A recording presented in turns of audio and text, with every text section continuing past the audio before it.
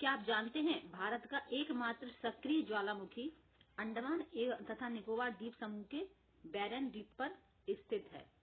तो ये आज हम चैप्टर 2 पढ़ेंगे क्लास 9th की ज्योग्राफी का, जिसमें हम पढ़ने वाले हैं भारत का भौतिक स्वरूप। चैप्टर का नाम है और क्या है इसमें एक्चुअली, जैसा कि आप जानते हैं कि भारत विभिन्न स्थलाकृतियों वाला एक विशाल देश है।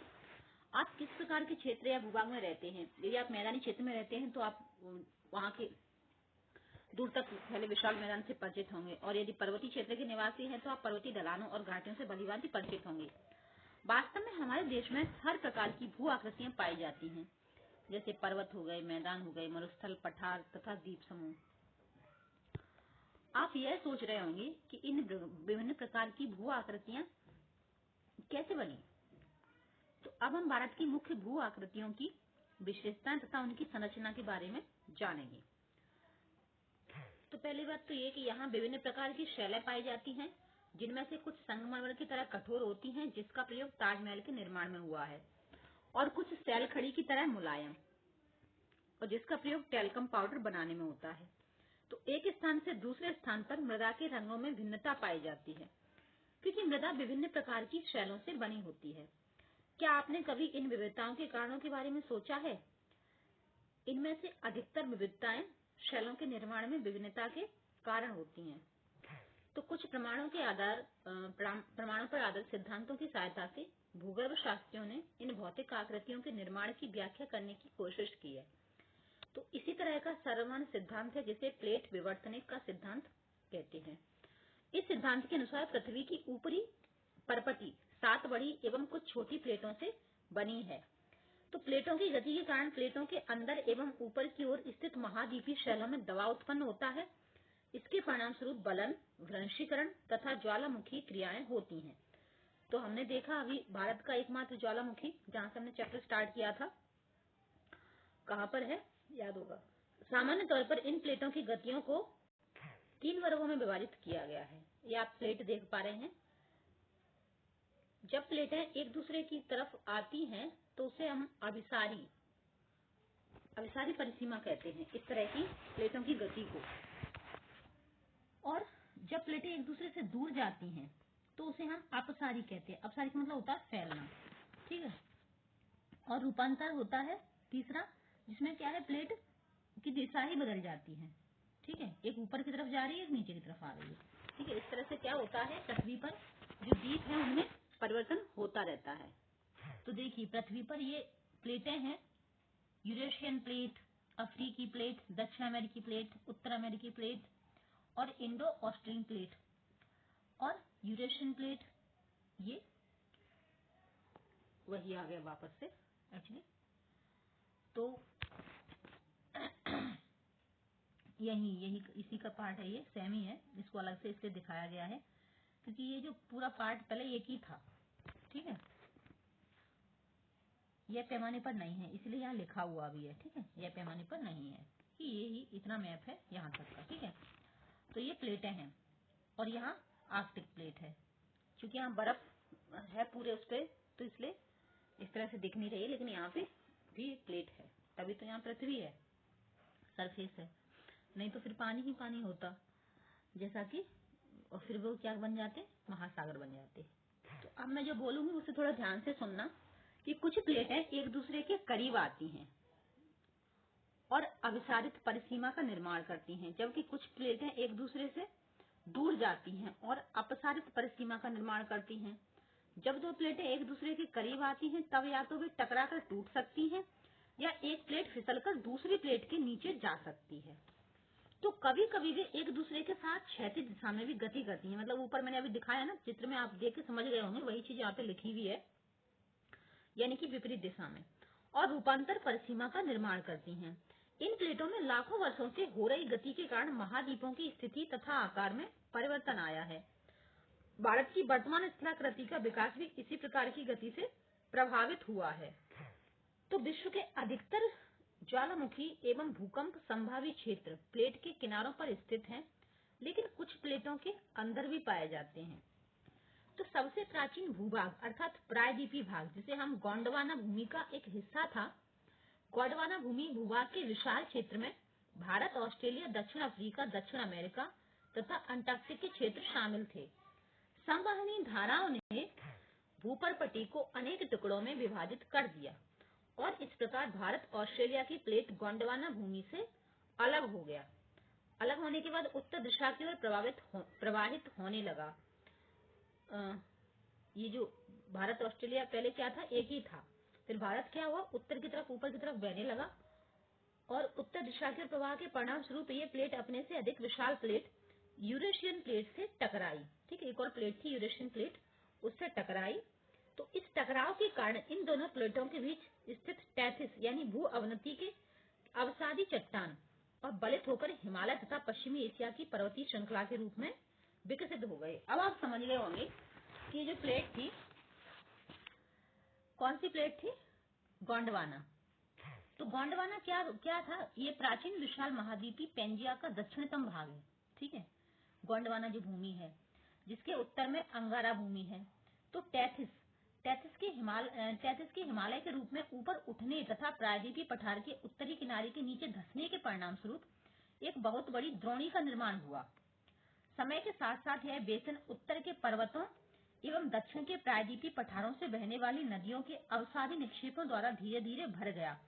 इस प्रकार जलोढ़ निक्षेपों से निर्मित एक विस्तृत समतल भूभाग भारत के उत्तरी मैदान के रूप में विकसित हो गया। तो भारत की भूमि बहुत अधिक भौतिक विभिन्नताओं को दर्शाती है। भूगर्भीय तौर पर प्रायद्वीपीय पठार पृथ्वी की सतह का प्राचीनतम भाग है। इसे भूमि का बहुत ही स्थिर भाग माना जाता था, परंतु हाल के भूकंपों ने इसे गलत साबित किया है। हिमालय एवं उत्तरी मैदान हाल में बनी स्थलाकृतियां हैं। भूगर्भ वैज्ञानिकों के अनुसार हिमालय पर्वत एक अस्थिर भाग है। हिमालय की पूरी पर्वत श्रृंखला एक युवा स्थलाकृति को दर्शाती है, जिसमें ऊंचे शिखर, गहरी घाटियां तथा तेज बहने वाली नदियां हैं। उत्तरी मैदान जलोढ़ निक्षेपों से बने हैं। प्रायद्वीपीय पठार आग्नेय तथा रूपांतरित शैलों वाली कम ऊंची पहाड़ियों एवं चौड़ी घाटियों से बना है। मुख्य भौगोलिक वितरण। तो भारत की भौगोलिक आकृतियों को निम्नलिखित वर्गों में विभाजित किया जा सकता है, जैसे हिमालय पर्वत श्रृंखला हो गई, या उत्तरी मैदान हो गए, या प्रायद्वीपीय पठार हो गए, या भारतीय मरुस्थल हो गए, या फिर तटीय मैदान हो गए और द्वीप समूह। तो इस तरह से विभाजित किया जा सकता है। अब हिमालय पर्वत के बारे में जानते हैं थोड़ा सा, कि भारत की उत्तरी सीमा पर विस्तृत हिमालय भूगर्भीय रूप से युवा एवं बनावट के दृष्टिकोण से बलित पर्वत श्रृंखला है, यानी कि ये फोल्ड माउंटेन है। ये पर्वत श्रृंखलाएं पश्चिम पूर्वी दिशा में सिंधु से लेकर ब्रह्मपुत्र तक फैली हैं। हिमालय विश्व की सबसे ऊंची पर्वत श्रेणी है पूरे वर्ल्ड की, और एक अत्यधिक असम अवरोधों में से एक है। ये 2400 किलोमीटर की लंबाई में फैले एक अर्धवृत्त का निर्माण करते हैं, यानी कि अर्धवृत्त का इस तरह से निर्माण करते हैं। इसकी चौड़ाई कश्मीर में 400 किलोमीटर एवं अरुणाचल में कितनी है, 150 किलोमीटर है। और पश्चिमी भाग की अपेक्षा पूर्वी भाग की ऊंचाई में अधिक विविधता पाई जाती है। आपने पूरे देशांतरीय विस्तार के साथ हिमालय को 3 भागों में बांट सकते हैं। इन श्रृंखलाओं के बीच बहुत अधिक संख्या में घाटियां पाई जाती हैं। सबसे उत्तरी भाग में स्थित श्रृंखला को महान या आंतरिक हिमालय या हिमाद्रि कहते हैं। यह सबसे अधिक सतत श्रृंखला है, जिसमें 6000 मीटर का औसत ऊंचाई वाले सर्वाधिक ऊंचे शिखर हैं। इसमें हिमालय के सभी मुख्य शिखर हैं। अब हिमालय के कुछ ऊंचे शिखर हैं, जो कि कुछ भारत में हैं और कुछ नेपाल में हैं। वो कौन कौन से हैं हम देख लेते हैं। तो सभी जानते हैं, सबसे पहला जो है वो है माउंट एवरेस्ट, जो कि नेपाल में है। इसकी ऊंचाई है 8848 किलोमीटर। सेकंड नंबर पे आता है आपका कंचनजुंगा, थर्ड पे है मकालू। तो ये मकालू भी नेपाल में है, ठीक है। और धौलागिरी ये भी नेपाल में है। और नंगा पर्वत भारत में है। अन्नपूर्णा भी नेपाल में है। नंदा देवी भारत में है। कामेट भारत में है। और नामचा बरुआ भारत में है। और गुरला मंदाता नेपाल में है। तो टोटल ये 10 आपके शिखर हैं। उनमें से 5 भारत में हैं और 5 नेपाल में हैं। और सबसे जो ऊंचा है माउंट एवरेस्ट, वो है आपका नेपाल में। तो ये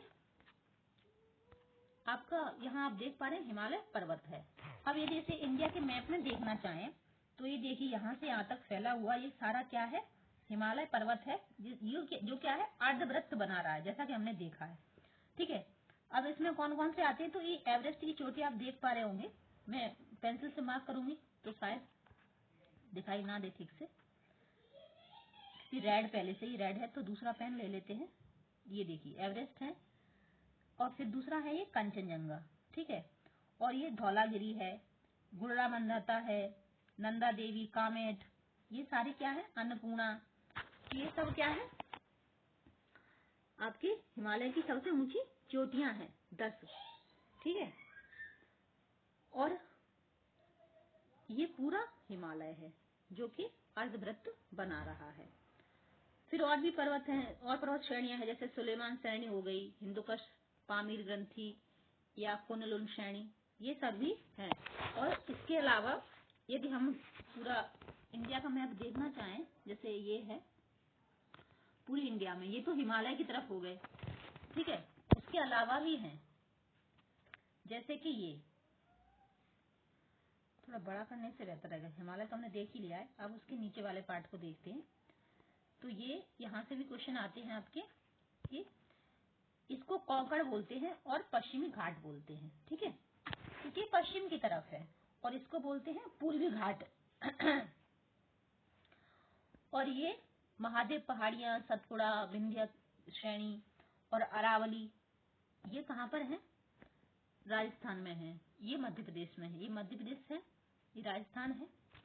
और ये आपके गारो खासी जातियां हैं, ये और क्या है, इसमें टोटल कितनी दी है, देखिए नंबर 1 सबसे काराकोरम रेंज पहले। ठीक है, नंबर 2 पे आपकी ये, नंबर 3 दक्कन के पठार, नंबर 4 भारतीय मरुस्थल, सॉरी ये अरावली श्रेणी जो है ये आ गई।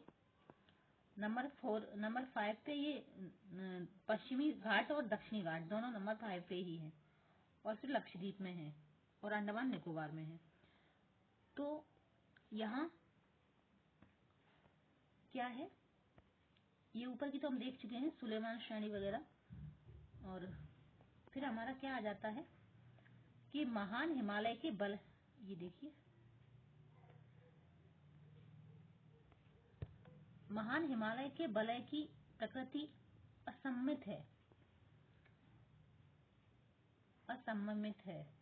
हिमालय के इस भाग का क्रोड ग्रेनाइट का बना है। यह श्रृंखला हमेशा बर्फ से ढकी रहती है तथा इससे बहुत सी हिमानियों का प्रभाव होता है। तो ऊपर दर्रे भी दिए हुए थे हिमानियों में, हम अगर देखना चाहें तो यहाँ मैप में दिए हुए हैं, जैसे ये देखिए ऊपर वाले मैप में दिए हैं।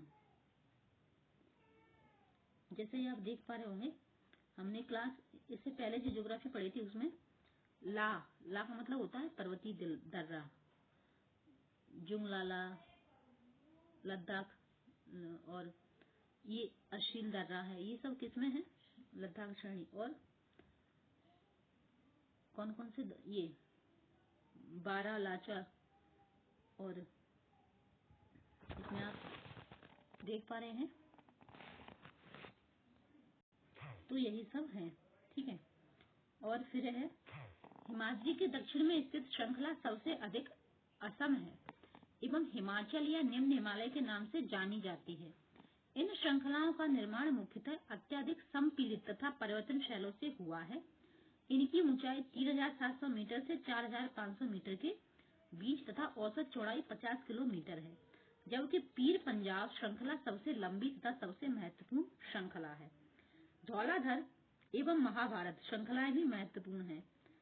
इसी श्रृंखला में कश्मीर की घाटी तथा हिमाचल के कांगड़ा एवं कुल्लू की घाटियां स्थित हैं।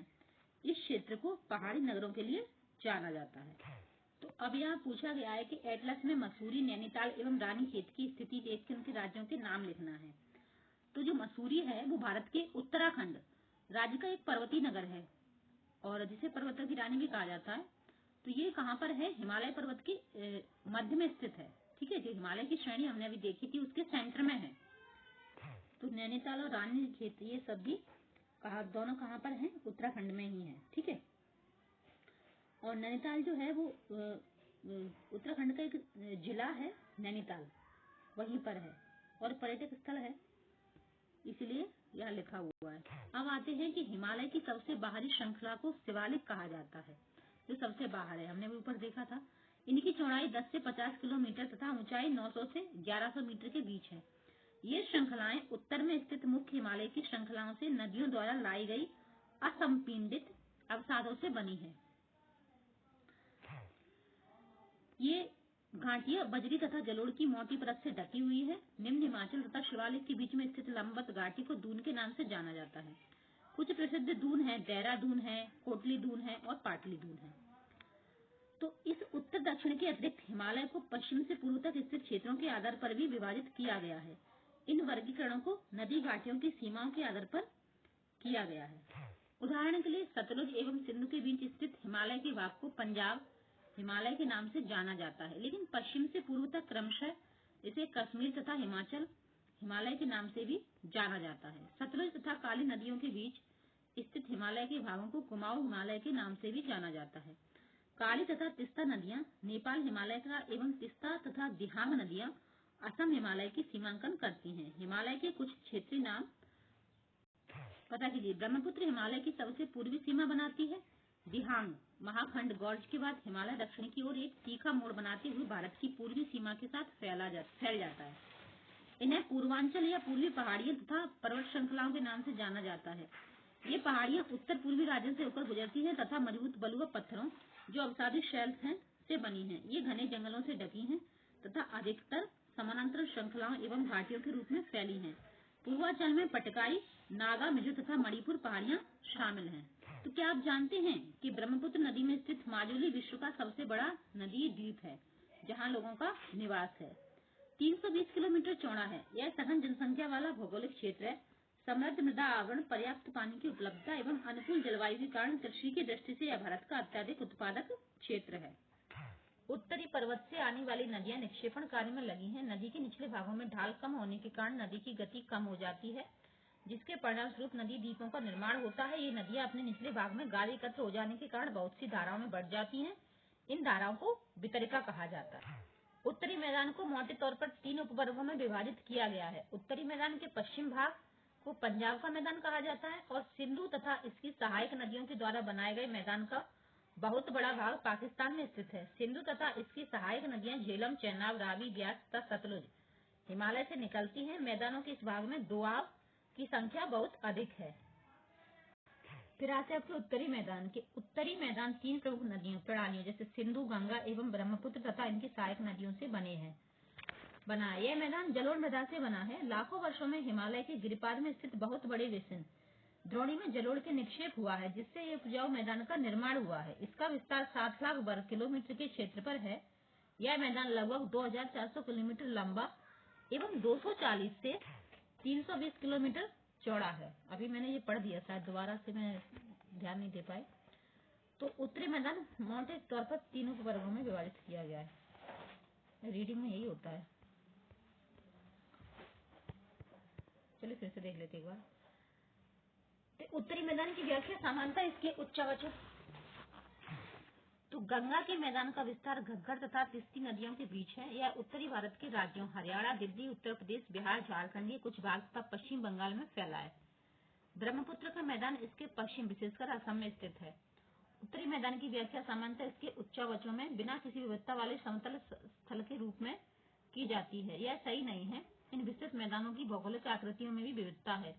आकृतिक भिन्नता के कारण पर उत्तरी मैदानों को 4 भागों में विभाजित किया जा सकता है। नदियां पर्वतों से नीचे उतरते समय शिवालिक की ढाल पर 8 से 16 किलोमीटर की चौड़ी में पट्टी में गुटिका का निक्षेपण करती हैं। इसे भावर के नाम से जाना जाता है।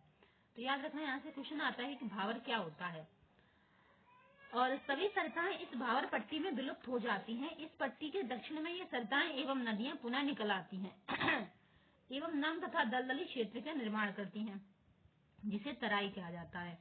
यह वन्य प्राणियों से भरा घने जंगलों का क्षेत्र है। बंटवारे के बाद पाकिस्तान से आए शरणार्थियों को कृषि योग्य भूमि उपलब्ध कराने के लिए इस जंगल को काटा जा चुका है और इस क्षेत्र के दुधवा राष्ट्रीय पार्क की स्थिति तो ये नॉर्दर्न उत्तर प्रदेश में है।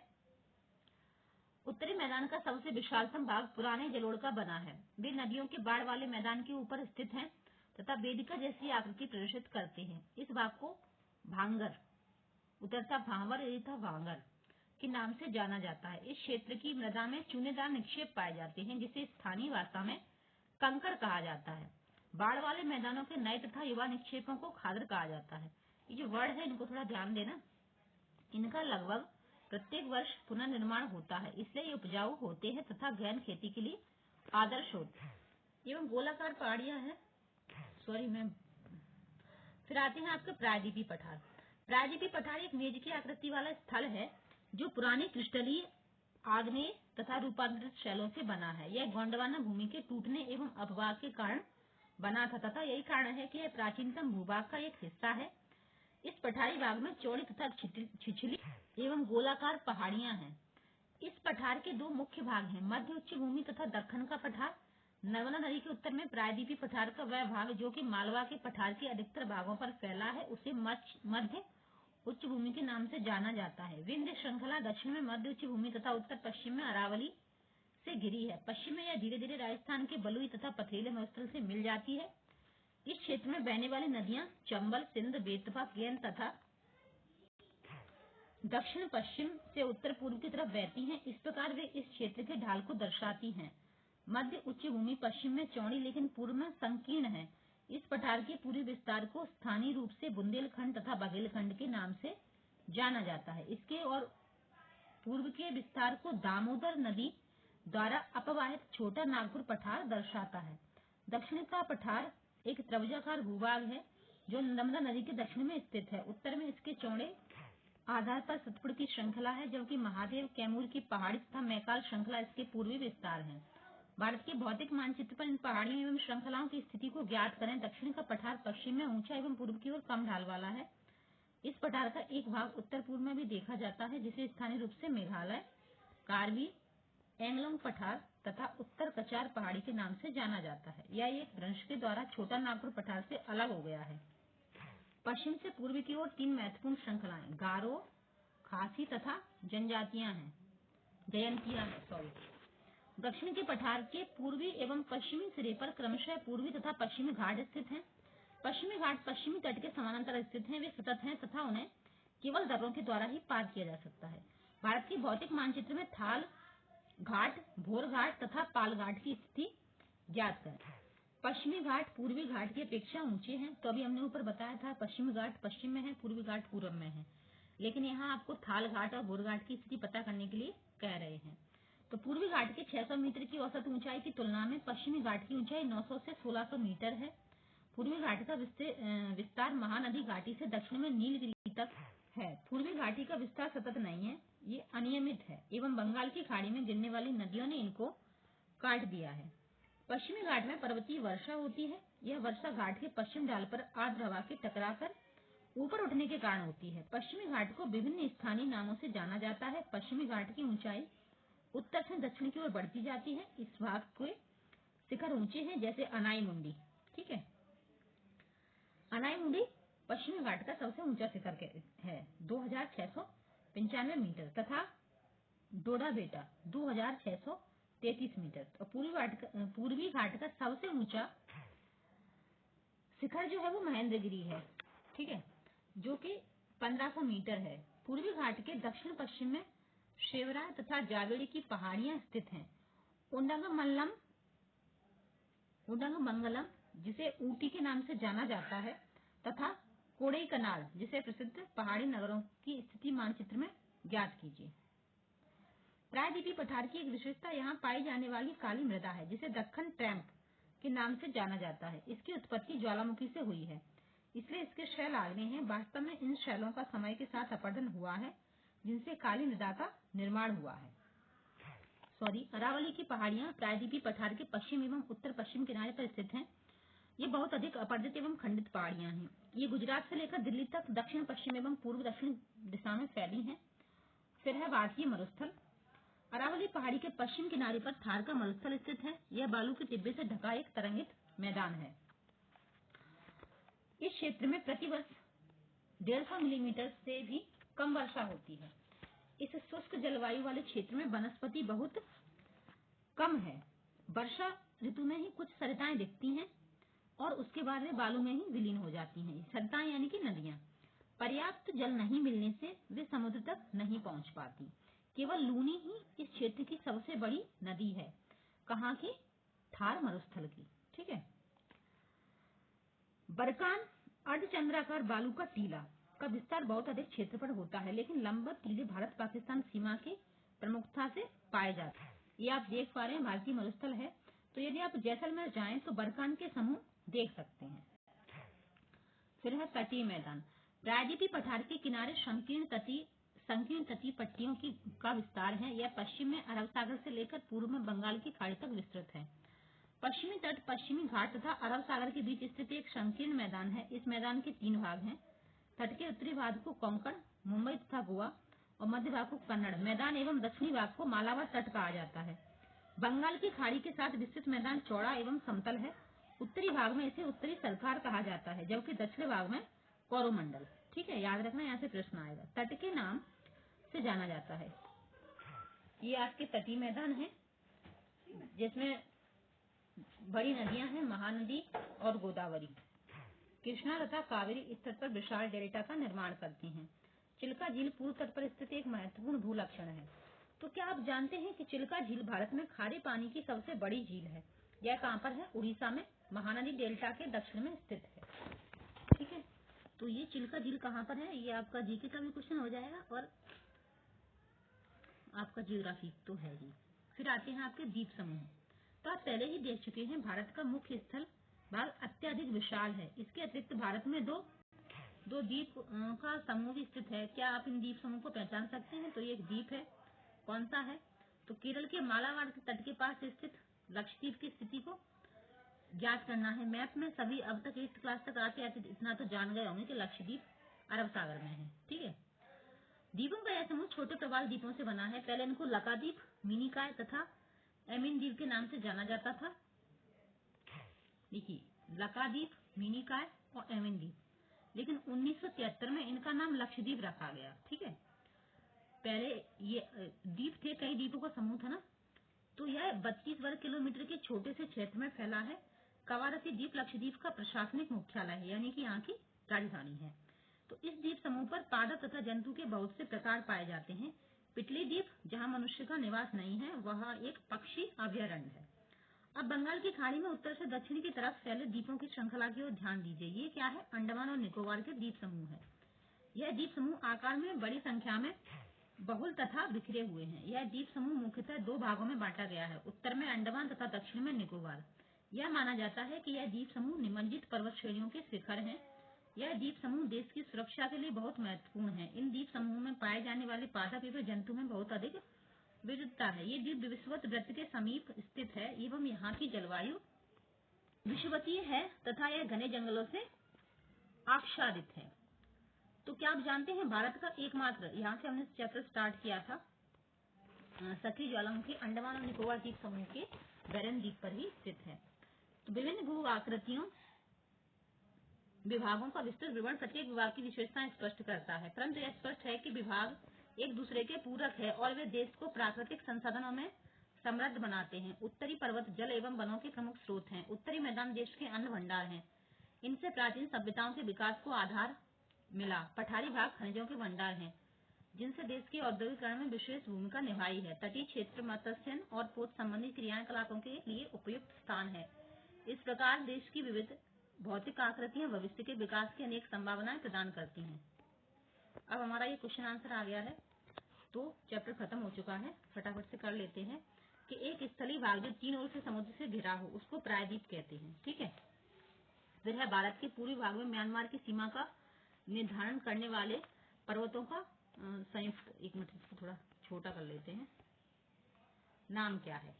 तो इसको हिमाचल कहते हैं। फिर है गोवा के दक्षिण में स्थित पश्चिमी तटीय पट्टी।